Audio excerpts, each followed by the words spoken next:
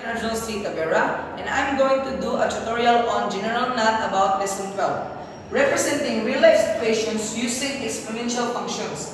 An exponential function with base b is a function form of f of x plus b to the exponent of x, or y equals b to the exponent of x, where b is greater than 0 and b is equal to 1. So example 1, complete a table of values for x equals negative 3, negative 2, negative 1, 0, 1, 2, and 3. For the exponential functions, y equals 1 over 3 to the exponent of x, y equals 10 to the exponent of x, and y equals 0.8 to the exponent of x. So here's the solution. In order to get 27, you just have to substitute x by negative 3. If you have a calculator, just type 1 over 3 and exponent negative 3, the result will be 27. Just like here, just substitute x by negative 3 and the result will be 1 over 1,000, and so on and so forth. So let's have another example. So let's go here. Example 3. At time 0, there were initially 20 bacteria. Suppose that the bacteria doubles every 100 hours. Give an exponential model for the bacteria as a function of t. So initially, at time 0, number of bacteria is 20. At time 100, the number of bacteria is doubled. At time 200, the number of bacteria is doubled twice. In order to get the number of bacteria, you just have to use this formula. Y equals y sub 0 times 2 to the power of t. Suppose a quantity y doubles every t units of time. If y sub 0 is the amount of the initial amount, then the quantity y after t units of time is given by this formula. In order to get the number of bacteria, substitute y sub 0 by the initial amount. So the initial amount is 20 and the time is 200. So in order to get the number of bacteria, just simply multiply 20 and 2.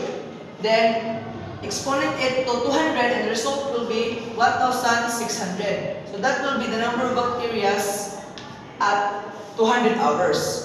So let's have another example. So here, example 5. Mrs. Villacruz invested 100,000 pesos in a company that offers 6% interest compounded annually. Define an exponential model for this situation. How much will this investment be worth at the end of each year for the next 5 years? So the question here is, how much will her investment be worth at the end of each year for the next 5 years?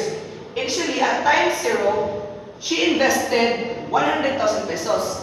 So at the end of each year, after 1 year, her investment will be worth 106,000 pesos. In order to get 106, we will have to use this formula. A equals P times 1 plus R times T. So, as you can see here, 100,000 pesos is multiplied by 1.06. In order to get 1.06, you just have to divide 6% by 100, and the result will be 0.06. Just substitute P by 100,000 times 1 plus, and substitute R by 0.06, and the time is 1. So just simply add 1 plus 0.6 and then exponent it to 1, and the result will be 100,000 times 1.06, and the result will be, multiply 100,000 by 1.06, and the result will be 106,000. So that will be her investment worth by the end of 1 year. So and so on and so forth. Just simply use this formula. So I hope you've learned something from my tutorial about lesson 12, representing real life situations.